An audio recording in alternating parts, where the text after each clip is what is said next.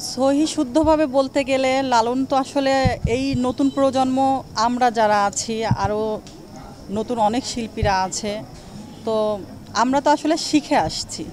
তারা হচ্ছে লালন সাইজির হাতে গুরুজি মকসেদ আলী সাই, হ্যাঁ, তার শিষ্য কিন্তু ফরিদা পারভিন। তো তাদের যেই আন্তরিকতা, তারা যেই মনে করেন যে গুরুদের মানে গুরুচরণের গুরুপাঠটা যেভাবে পেয়েছে, আমরা কিন্তু অতটা পাই নাই। তো আমরা কিন্তু তাদেরকে ধারাবাহিকতায় দেখে স্মরণ করে অনুসরণ করে আসছি, চেষ্টা করি আমরা আমাদের মতো করে। তবে আমরা কিন্তু ফরিদা পারভিন হতে পারবো না এবং আমরা চাইও না। ফরিদা পারভিন বাংলাদেশে একজনই, তার জায়গা কেউ নিতে পারবে না।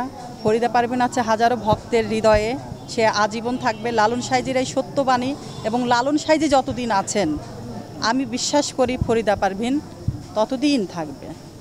শিল্পীদের কখনো মৃত্যু হয় না, আর শিল্পী আসলেও মরে না। তার দেহ থেকে তার প্রাণ পাখিটা উড়ে গেছে, তার দেহ খাঁচাটা পড়ে আছে, তাই বলে কি সে মরে গেছে?